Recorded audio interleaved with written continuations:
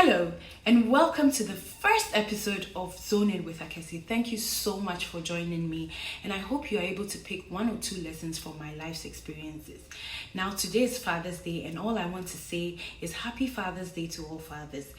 We appreciate the role you play in our lives, and we cannot live life without fathers, and so kudos to you for the job you're doing.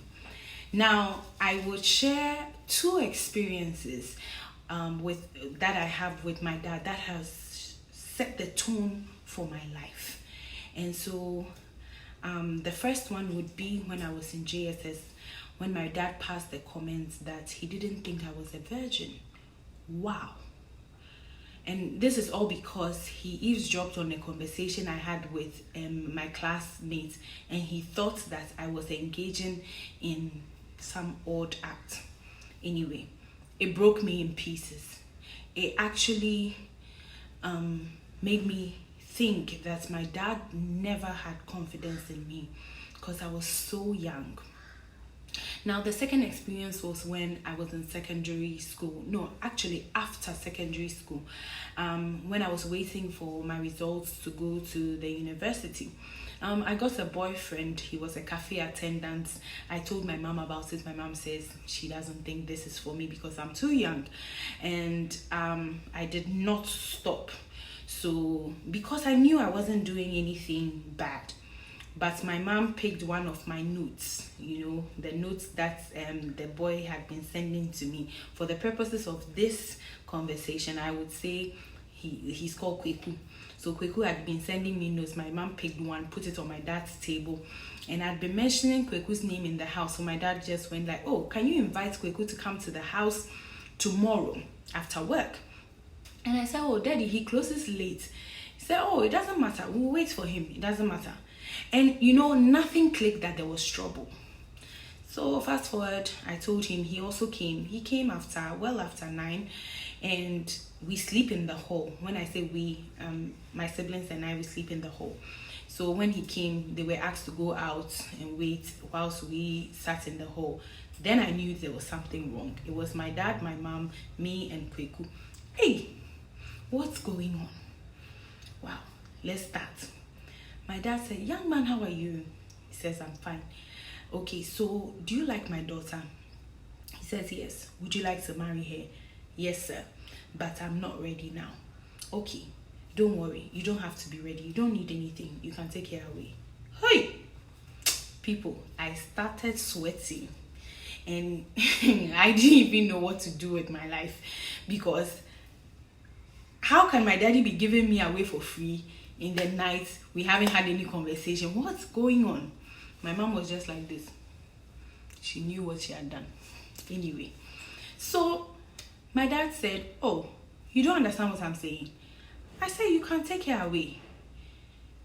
And then he brings out the notes, shows it to the man, the young boy, Kweku, and says, "Is this your handwriting?" He says, "Yes." "Okay. Didn't you say she's sweet?" He says, "Yes." "Okay, if you have not tasted her, how will you know that she's sweet?"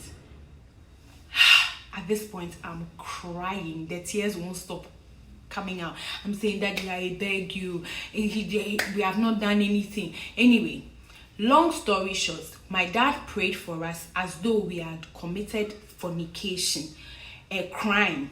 Meanwhile, I had not broken my virginity. I had not done anything with this young man. And then he even prayed for Kweku so that Kweku will receive the Lord Jesus Christ as his Lord and personal Savior. So that was the scene. I never saw him again. So I don't know. I don't even remember when I even saw him. Years ago. And it actually pushed me away for a long time from guys. Now, what are the lessons that I took from that?